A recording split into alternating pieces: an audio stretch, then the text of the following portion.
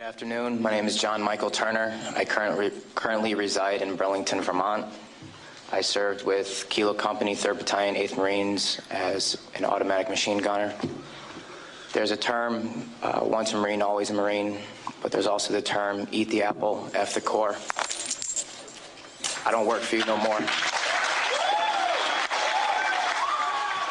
That was John Michael Turner stripping his medals and ribbons from his chest and throwing them into the audience to the applause of attendees at Winter Soldier. Turner then went on to describe some of his time in Iraq. On April 18th, 2006, I had my first confirmed kill. This man was innocent. I don't know his name. I called him the Fat Man. He was walking back to his house, and I shot him in front of his friend and his father. The first round didn't kill him after I had hit him up here in his neck area. And afterwards, he started screaming and looked right into my eyes. So I looked at my friend who I was on post with, and I said, well, I can't let that happen. So I took another shot and took him out. He was then carried away by the rest of his family. It took 7 people to carry his body away. We were all congratulated after we had our first kills, and that happened to have been mine. My company commander personally congratulated me, as he did everyone else in our company. This is the same individual who had stated that whoever gets their first kill by stabbing them to death will get a 4-day pass when we return from Iraq.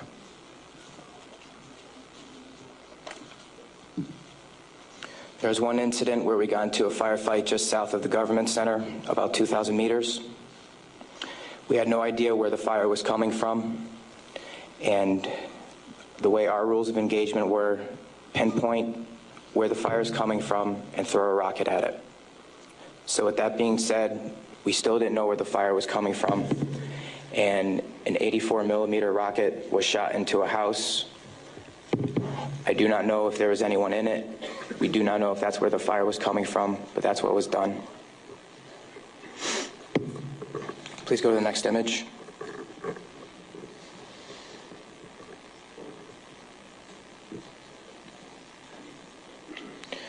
This man right here was my 3rd confirmed kill. As you can see, he was riding his bicycle. Later on in the day, we went ahead and we had CBS Laura Logan with us, but she was with the other squad.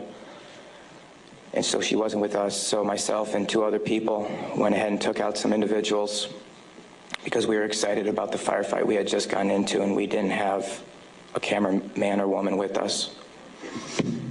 With that being said, anytime we did have embedded reporters with us, our actions would change drastically. We never acted the same. We were always on key with everything, did everything by the books. The man on the bicycle, he was left in the street for about 10 minutes until we realized that we needed to leave where we were. And his body was dragged about 10 feet to the right of him, where his body was thrown behind a rock wall, and his bicycle was thrown on top of him.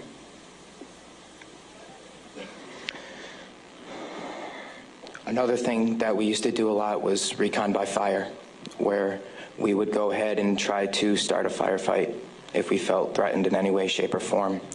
There's one particular incident where we were working with the Iraqi Army and the Iraqi Special Forces in downtown Ramadi, and with our squad and the Iraqi Army, there was also lieutenant colonels, majors, first sergeants, and sergeant majors. Sorry, sergeants major. With that being said, the Iraqi Army would go into the house, kick in the doors, and then go ahead and shoot. And there were loud bursts of machine gun fire. We thought we were taking fire, but then we later found out that it was them.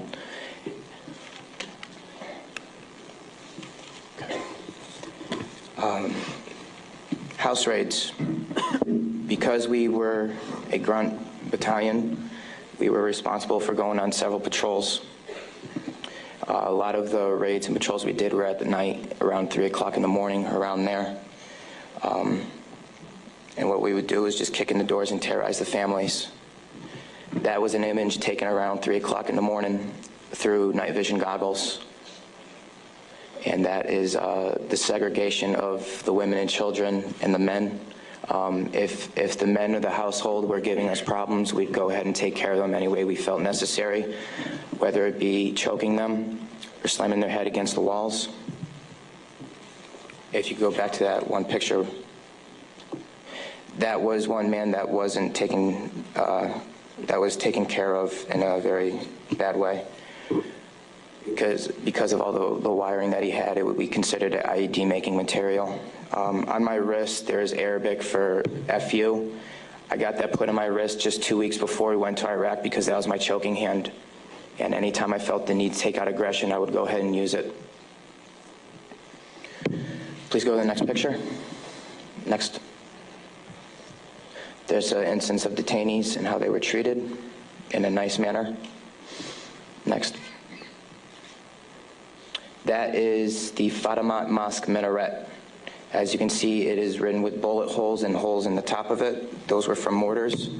And the next video that I'm going to show you is a tank round that went into that minaret, where we weren't sure if we were taking fire or not.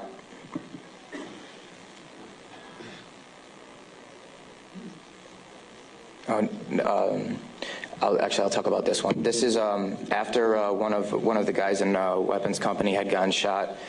This is a way that we would take out our aggression. For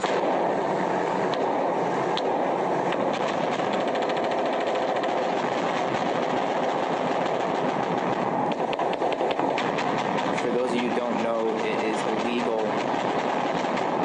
to shoot into a mosque unless you are taking fire from it.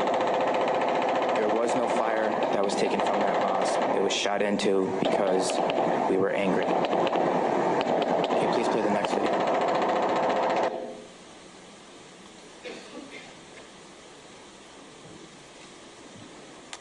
We are on ice cream, trying to suppress the blue and white minaret named Fatimat al-Zahra. Hell raiser, hell raiser. Go ahead and take another tape around that building over, that mosque door. Another round. Kilo 2. Oh! Yes! Next image. That, okay. With that being said, there's many more stories and incidents for me to talk about, although we don't have the time to. But this just goes to show you that that was the after effect of the tank round. This just goes to show you that everyone sitting up here has these stories. And there's been over 1 million troops that have gone in and out of Iraq. So the possibilities are endless. Next image, please. The reason I am doing this today is not only for myself and for the rest of society to hear, but it's for all those who can't be here to talk about the things that we went through, talk about the things that we did. Next image.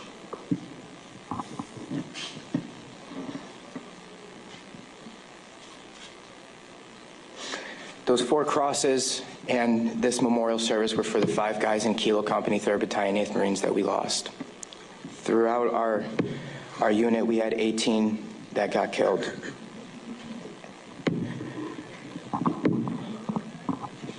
With that being said, that is my testimony. I just want to say that I am sorry for the hate and destruction that I've inflicted on innocent people. And I'm sorry for the hate and destruction that others have inflicted on innocent people. At one point, it was okay, but reality has shown that it is not, and that this is happening, and that until people hear about what is going on with this war, it will continue to happen and people will continue to die.